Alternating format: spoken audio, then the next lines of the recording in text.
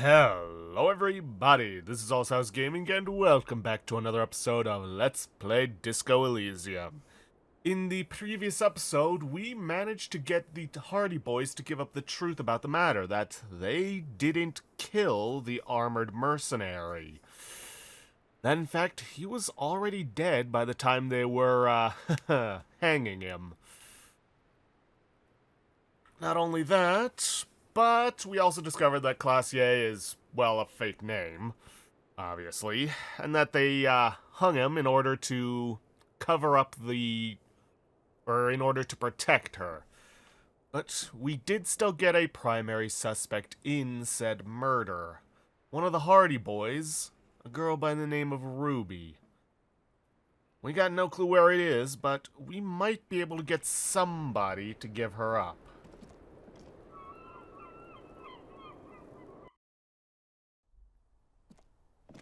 Namely a Titus Hardy. But there is one thing that I want to do beforehand, before we go and talk to him about it. We've actually already laid most of the groundwork. That's weird. To convince him, but there is one little tidbit, and one little thing can't really hurt in helping us out with this.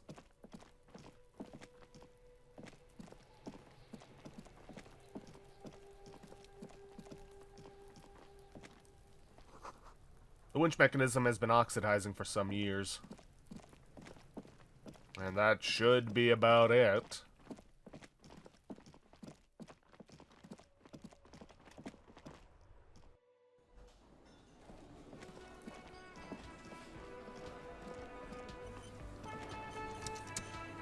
It's you again.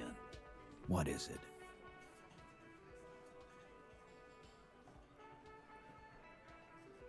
Okay, I talked to Classier, now I need to talk to Ruby. Why?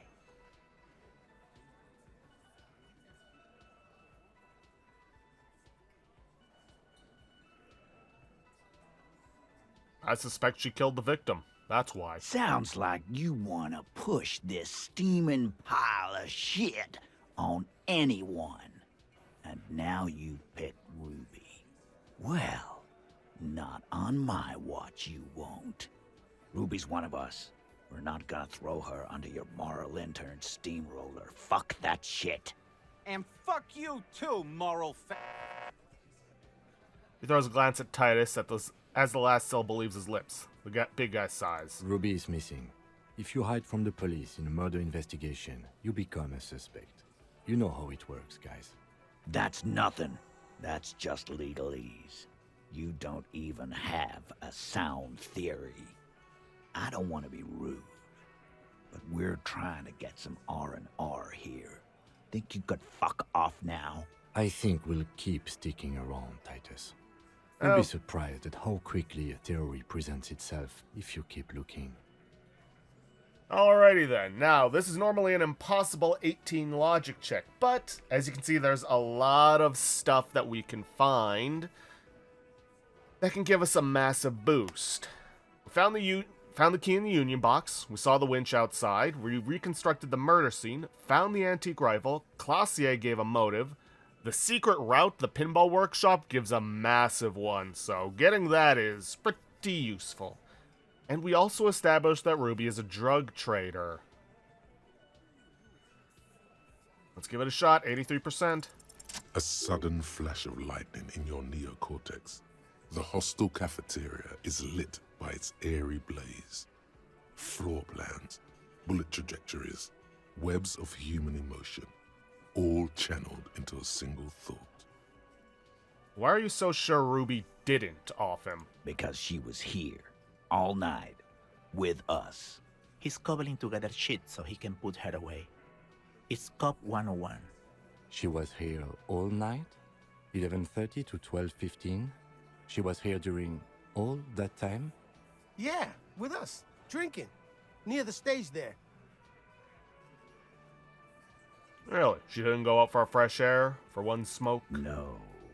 In the whole 45-minute window, she was with you all the time. All right. She took a fucking leak, okay? For one moment. Maybe went out too. She has an operation to run from her lorry. We're not getting into what that operation is again, Culp. And just 'cause she was gone for 5 minutes doesn't mean she magically got to the roof and shot him. I've been through this. It's not plausible. He's been through it. That means he's suspected her too. All right, we're in. We got Ruby unaccounted for sometime during the window.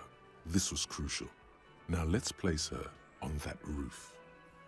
There is a secret route in the kitchen and it leads straight to the roof. Oh. Through what looks like an abandoned pinball workshop. People say there was a pinball arcade here, sometime before the hostel. What was it called, Theo? East Delta Pinball Arcade. Weird place. Went bankrupt. Okay, but how'd you get up? There's no room for a staircase in this building. Or an elevator, for that matter. The elevator is outside the building. It's an old dumbwaiter used for moving pinball machines up and down from the workshop. From there, a door leads straight to the roof. You can just step outside. Ruby could have gone up, shot him, come down, all under 7 minutes. That's quite the theory. We need to have a look at that secret passage, boys. I'm on it, boss. Right when the law clears, me and Angus are going up there. It's a dumbwaiter, not an industrial lift. How about I go instead of... Just now. You got something else to back this route up? Or is that it? Guess what? Remember that key I found here? I don't like guessing, Culp. No one does.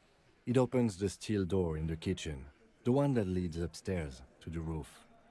This key was right here, with you, all the time. You didn't find it, but Ruby did. That's how she got up there. Quit jumping to conclusions, Theo. You took that key. Did it look like it was recently put there? No, the ribbon was old. Faded. It had been there for 20 years at least. She could have just put it back there once she was done. Why? This doesn't make sense. It's damn interesting, but it doesn't fit well, and you know it. It doesn't fit well, but it fits, and he knows it.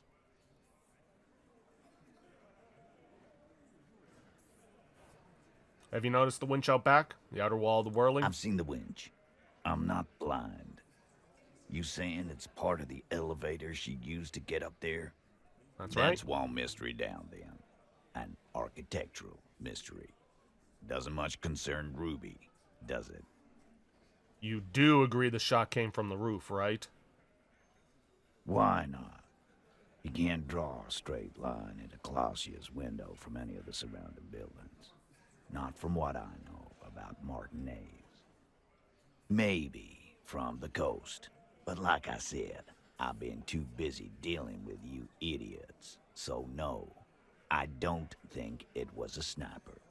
It was close up. There's a 72% chance that the bullet came from the roof. 72%. There's a percentage and all. Where'd you get it from? Your guys in the lab? I analyzed it on the spot. Turns out I can do that. No, you can't. I know what you did here on the weekend. People talk. And what they say doesn't sound like a science Culp. You're a madman. Those numbers were an ass pull, man. Yeah, and they don't put her on the roof either. It's just mambo jumbo. He hasn't got shit. Have we firmly established Ruby could have had access to the roof where the man was shot? Firmly doesn't go well with could've. There's a route to the roof. Me and the boys need to check it out. That's what we've established. But a route does not put that bullet in his head.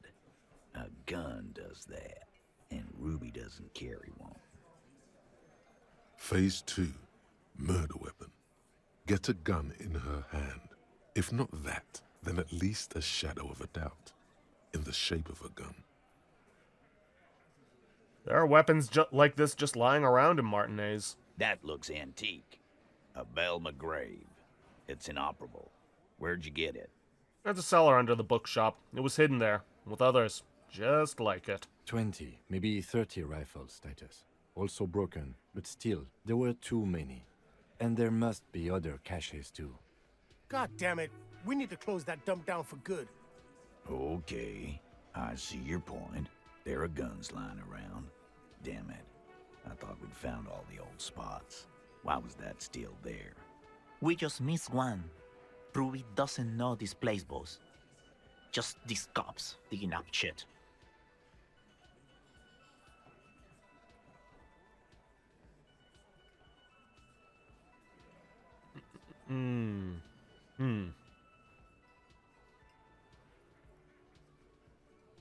I've analyzed the bullet that killed him. It was jacketed. So So it had to come from a breech-loading rifle.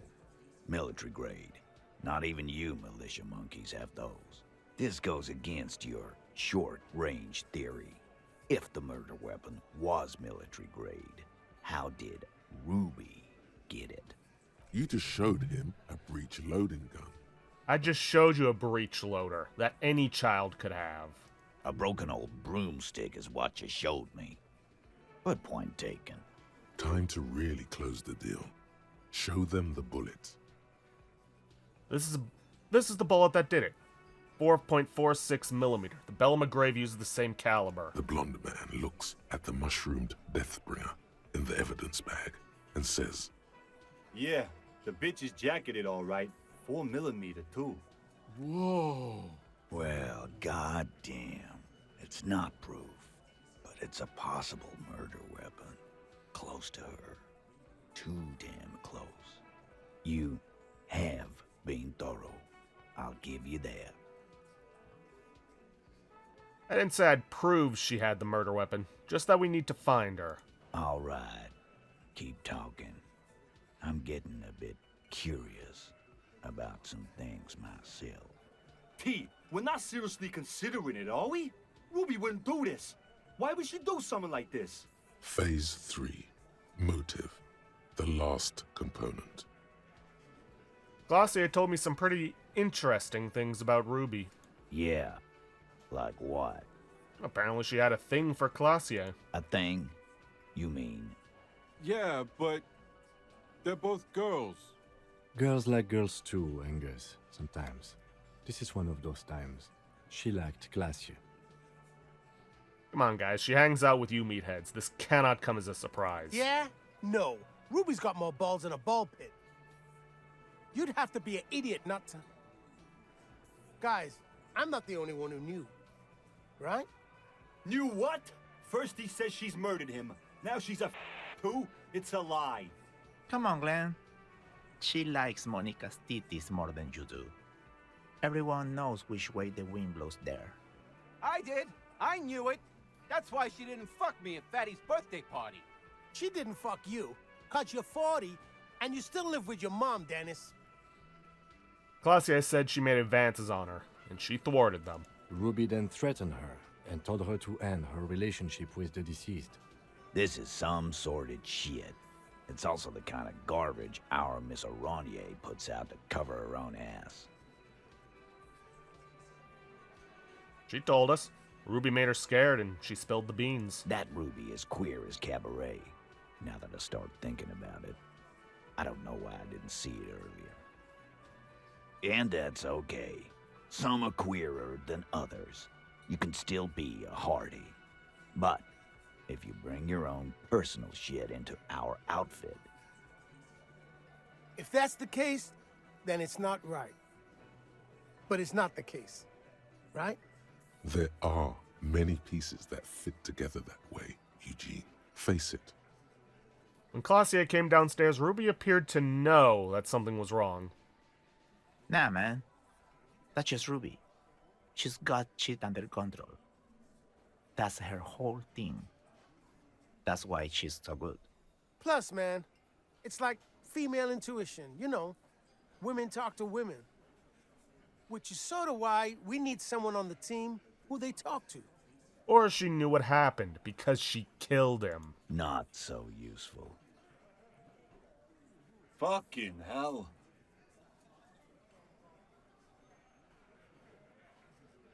It's not why she killed him, it's why she organized the cover-up. And I suppose you have a theory about that too, cop. She could have just been covering up for herself, Titus. Think about it. Why go through all that effort? It was her idea, wasn't it?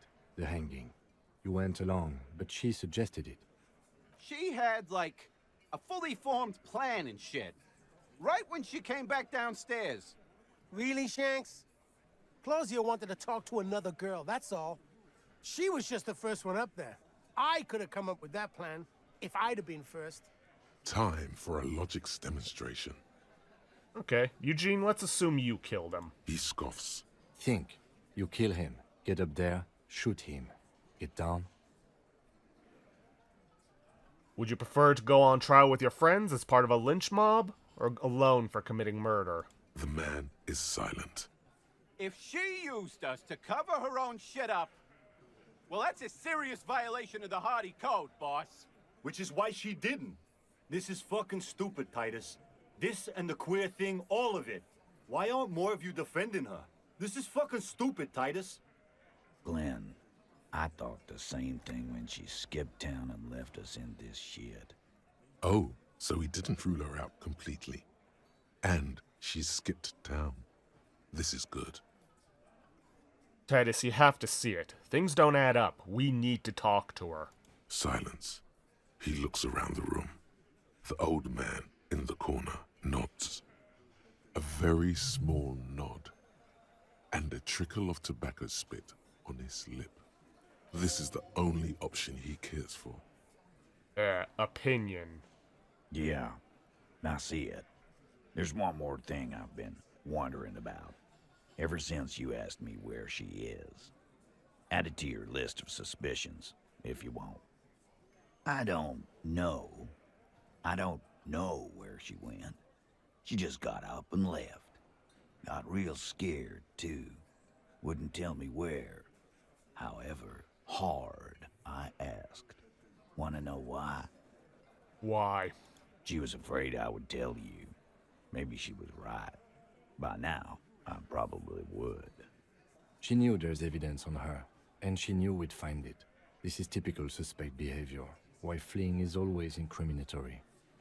Perhaps. Ask her if you find her. It won't be easy, though. She made sure of that. When did she leave? Friday afternoon, when you first arrived. I got word the RCM was in town. Then she came in to see me. Told me she was leaving. That's when we had our little conversation. What was she scared of? I told you. You. Me personally? Yes, you. The cop with the sideburns and the disco clothes. I have no idea why she'd be scared. I'm just a normal cop with regular thoughts in his head. Sure. Normal. You know, when I first saw you limp in here, I thought she was paranoid or sniffing her own supply. But now I'm not so sure. What else did Ruby tell you about me? She said you have a funny taste in clothes, and that you won't stop. Won't stop? Until you have something on her. She said she's heard of you from Jamrock, that you're a human can opener, that you play suspects against each other, open them up like cans. Fucking hell. Titus, did he just... Open Angus up like a can? Yes, he did. Now, we can whine about it, whack him, or we can go on with our lives. I'm having a go on with our lives kind of day, Al. How about you? It's not an actual question. Silence. He nods. Anything else? Anything? Yeah, there was something else. She wouldn't tell me, though. I could see she wanted to. It was burning on her lips. This cop, Titus, this cop, he... But she was too scared. Scared? You should be too. A strange fear creeps over you. A metallic taste in your mouth. Change the subject. Do you have any clues on where Ruby went? She's not far. We know that much. She didn't take her lorry. so she's on foot. Good fucking luck, man. She knows this place like the back of her hand. You'll never find her. Yeah, Al, and we won't either. She's not really a hardy candidate anymore, is she? She's not, Glenn. Have you looked for her? A little. On the coast. Where have you looked for her, more precisely? More precisely, on the coast, past the waterlock. She's not here, so I'm thinking she's there. Who's doing this looking? They're all here. You're all here. Who's out looking? Lizzie needed some air.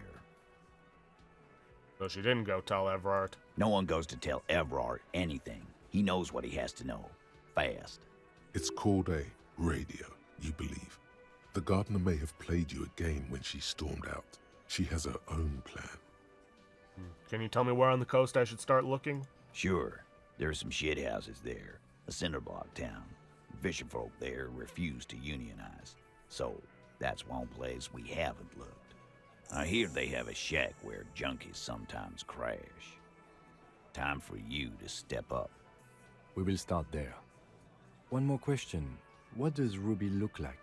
Boyish. Hair's red. Dyed. She looks like a Lowry man. Do you know what she's doing with the ULAN frequencies? The what now? I have no idea. Boys? She said she's building a pale emitter. What? We were talking about radio equipment. She said she's doing ULAN frequencies and a pale something. I don't know more. This guy barely understands what he's talking about. There you have it. Pale something. Alright, it's not much, but it'll do. It'll have to. Puts his hand out. Yeah, why not? His grip is firm and reassuring, like holding a piece of unpolished granite. Alright, well, we've got information on where Ruby is. Just, one teeny tiny problem that, well, we've already seen, but, I'm gonna show it again anyways.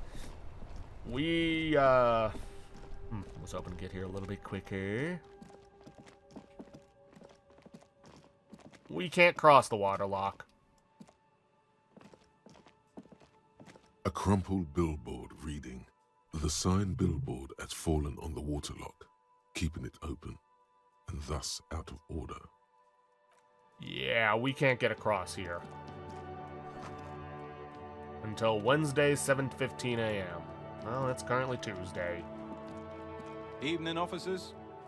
A burly man hangs out by the waterlock, carving up a generous serving of salami with an old hunter's knife.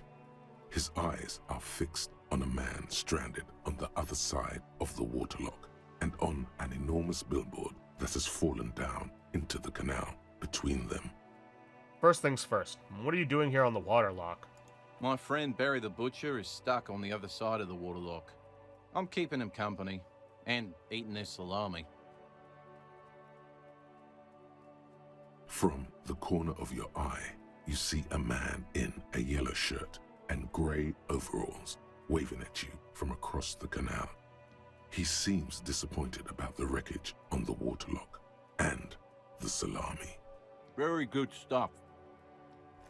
Anything I can do for you, officer?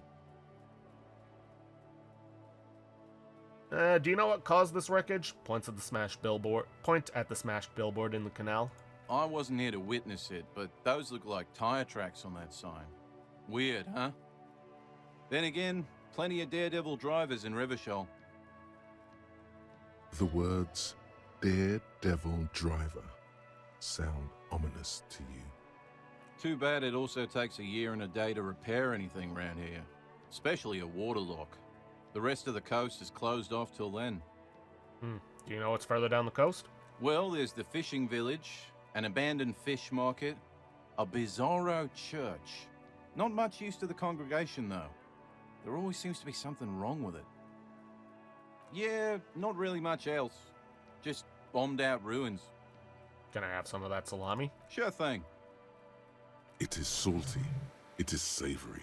It is chewy. The hangover only makes the salami more tasty. Want some too, officer? Why not? Lieutenant ponders the offer for a moment, then decides to go for it. He takes a slice of salami from the man and chews on it. Right, bye. What's this? A couple of indicator lights are missing from this control panel. Loose wires dangle from the now vacant holes. In the middle is a lever. Beneath it, a small metal plaque. This panel usually closes the water lock, turning it into a bridge that lets you cross the canal. But there's a crashed salmon and butter sign in the way. Pulling the lever probably won't do anything. Yeah, let's not chance anything. Okay. Well. Can't do any of this, can't do any of this, can't do any of this. Can't do that, I know that much. Can't do that. Can't do that. Let's see. After 2100, not time for that. Can't do this, can't do that. Can't do that. No. Can't do that, and can't do that. Well. Not a whole lot left for us to do, though it is getting close to the end of the day. Though I believe there is something we can set up in terms of getting to the,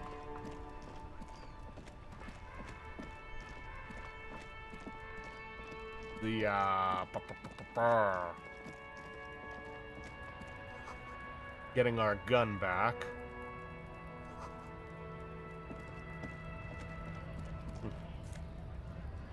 And I'll take that.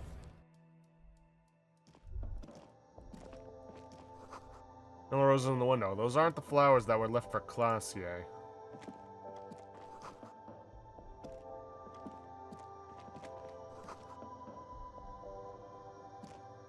The tear machine stands. Your bottles clunk into the machine, and the money appears.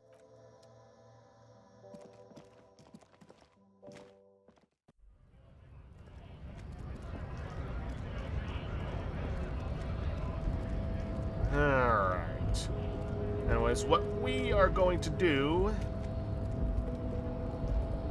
is going to require talking to Everard.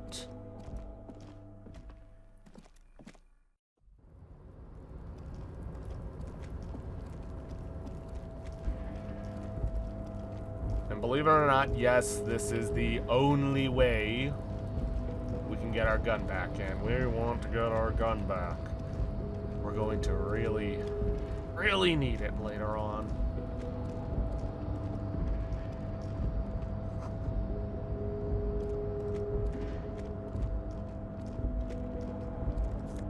Oh, hey, some extra money.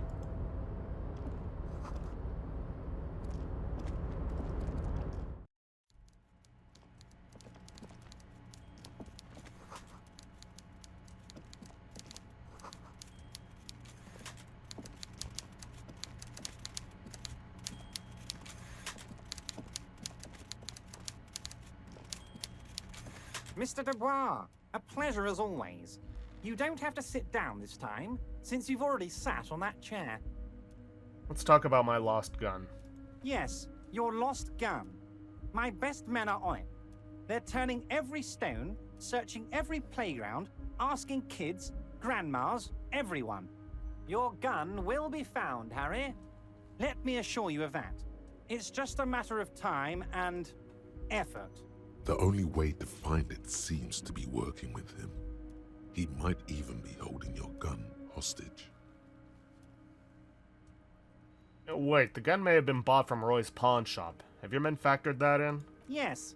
Thank you for the hot tip regarding your lost gun, Harry.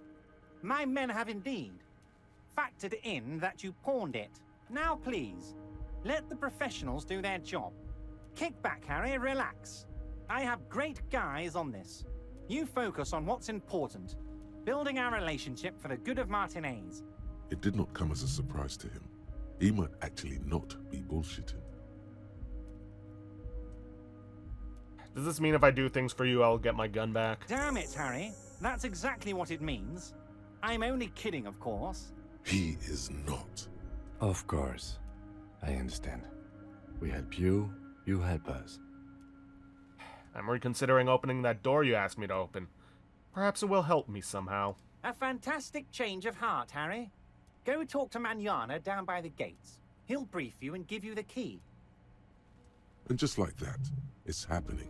The roller coaster is moving. Too late to take it back now.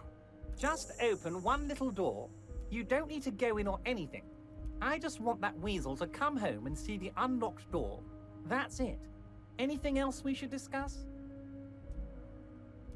See you soon, Debardeur. Just kidding, but not too much. May as well do this. Like I said, we gotta help him if we want to get our gun back.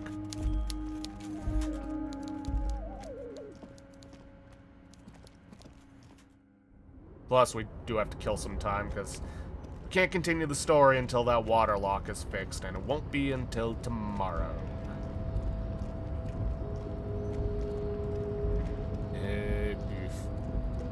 I will admit, the scenery is beautiful. Sometimes it can be a little bit difficult to navigate.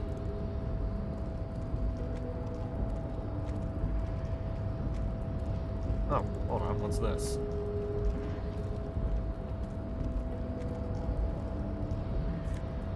Ooh, more money. Thank you. And I'll take some Nosafed. The healing items thing is definitely skewed more in favor with the morale than the health. Which honestly ain't all that good for me. Now, who's Manana? Is he the guy we talked to earlier about the armor?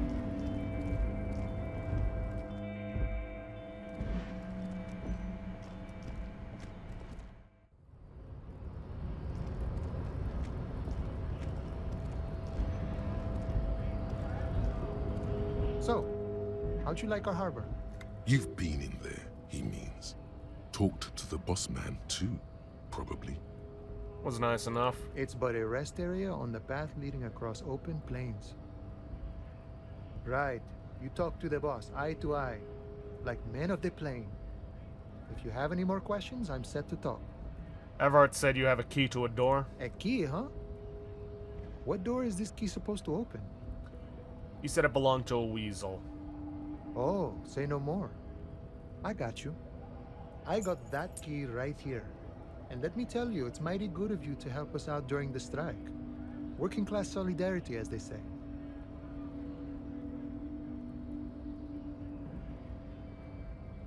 I'm not really doing this for political reasons. Oh, so the none of the above type, are you? I get it, I get it. I like to keep my distance too. But it doesn't matter. It's a good thing you're doing. Thanks. What you're looking for is a basement door behind the greenhouse. That's behind the whirling in rags. That's all I know. Our organization is what you call compartmentalized. Means we keep out of each other's business. Okay, but where did you get the key from? The janitor gave it to me. Nice fella. We talked about life and things that really, truly matter. His gaze wanders off into the distance. None of this mess we're in. This jiving and juggling. What's it for? To feed our children, I guess. Anything else I should know about this task? This weasel person, when he'll be home? I'm more of a philosophical dock worker. I like to talk about the big picture stuff. Who I am, who you are, what we are fighting for. He means he's not going to tell you, cause he doesn't know. But he will shoot his mouth off with you now that you're working for Everard. Who he is, and what they're fighting for. This is interesting. Good talking to you. Gotta run. Alright, let's go get this door open.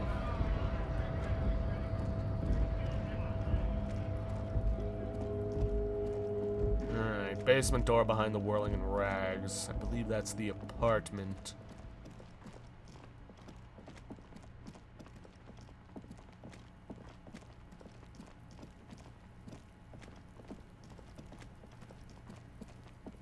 behind the Whirling Rags greenhouse, I should say.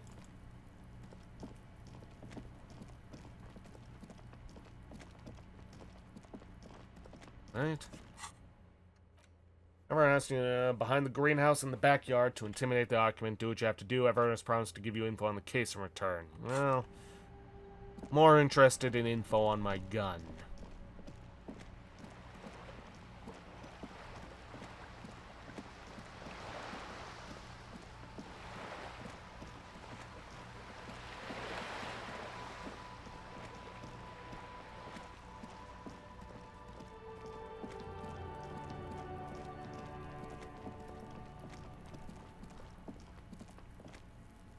That's it? This must be it. The basement door is weather-worn. The copper nails holding the upholstery in place have turned green from sea air, and there's a knocker shaped like a lion's head. Press your ear against the door. The leather upholstery is worn and rough against your jaw. You don't hear any movement. In fact, it's oddly silent in the yard around you. No birds chirp. Use Manana's key to unlock the door. You try to be as silent as you can. It takes a bit of rattling of the handle to loosen the bolt. Finally, the door unlocks with a small clack. Thoughts race through your head. The sound of the key turning still echoes in the yard. Hopefully no one heard. There's nothing else to do than to leave and tell Everard. No conceivable reason for you to intrude on the premises. I'm just gonna make a quick save.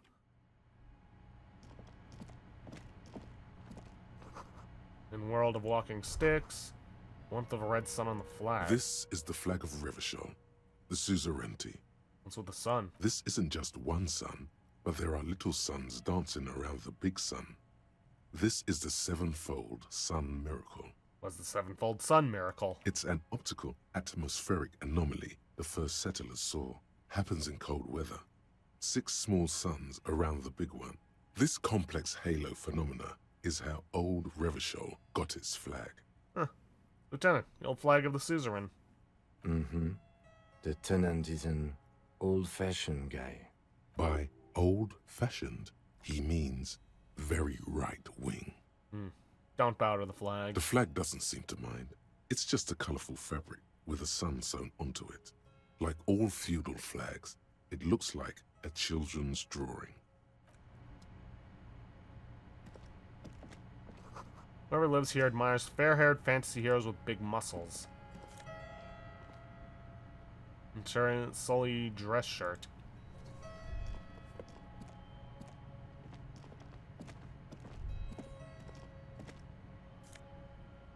Take that. Suitcase full of clothes. Guess they're staying over?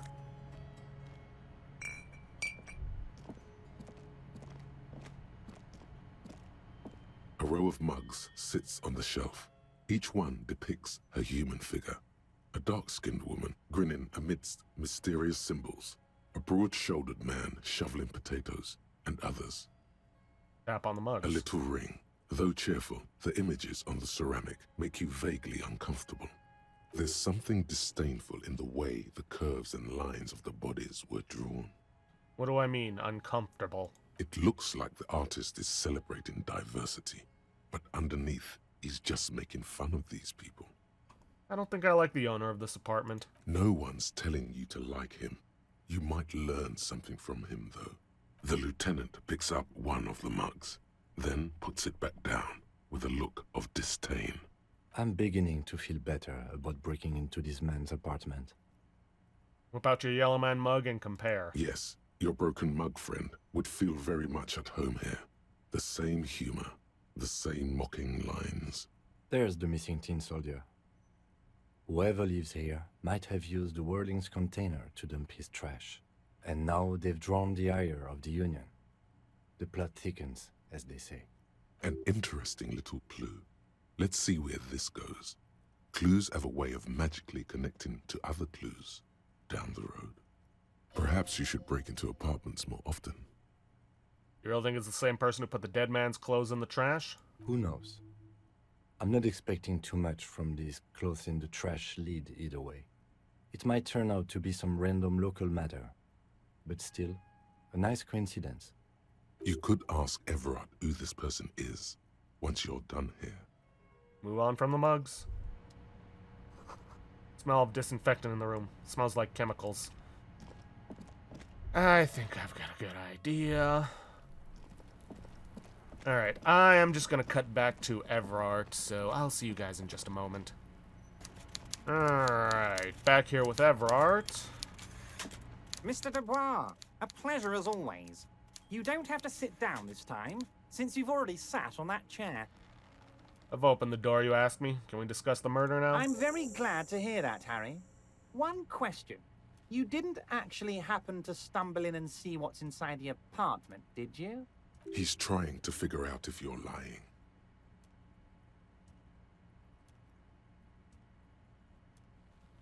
The deal wasn't for me to go inside, so I didn't. You're right, Harry. You only had to unlock the door, which you did.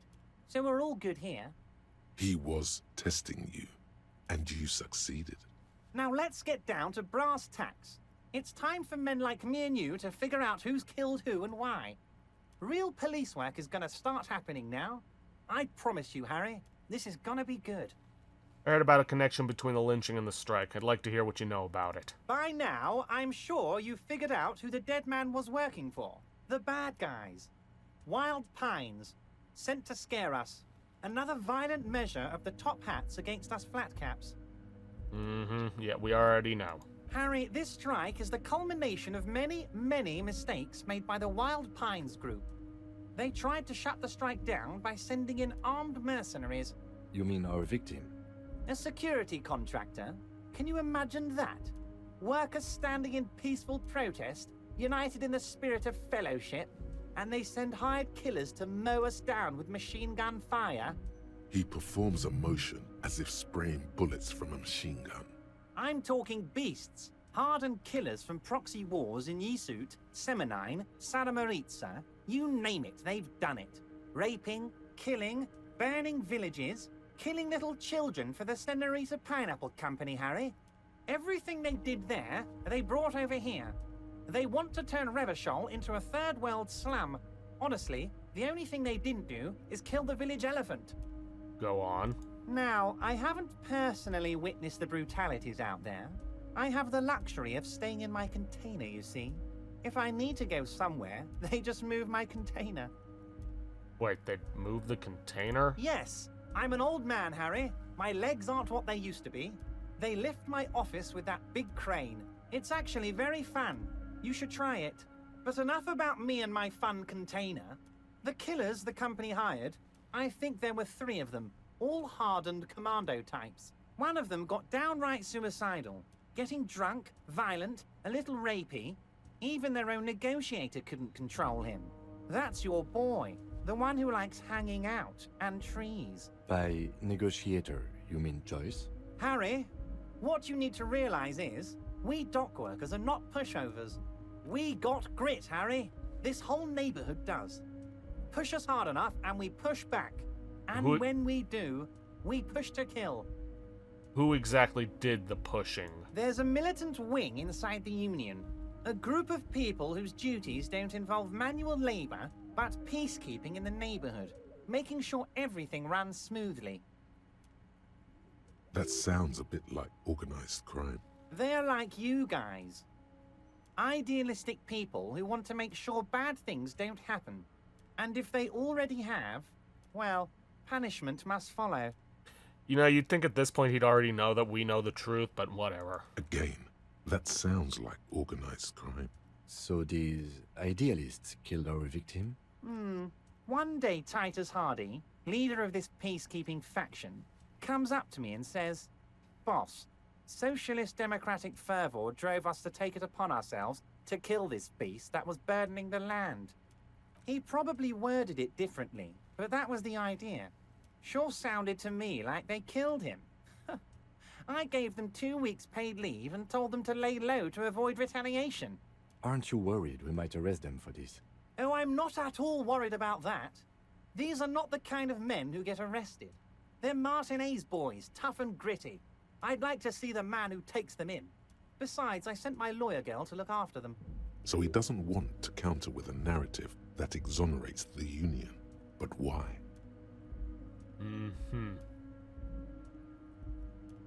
Well, unfortunately, we're out of time for this episode, so I'm gonna have to end things off there for today. Unfortunately, this seems to be just a lot of stuff that we already know isn't true, but whatever, we're gonna go through it. If only to set up the flag that we've helped him, and that, well, will get us points for helping us get our gun. Believe me when I say, working with Everett is the only way to get your gun back. But anyways, with that, if you guys like what you see, please leave a like, subscribe for future content, don't forget to hit that bell icon to get notifications when I upload, and please leave a comment down below this below this video. I'll see you guys in the next episode. Thanks for watching.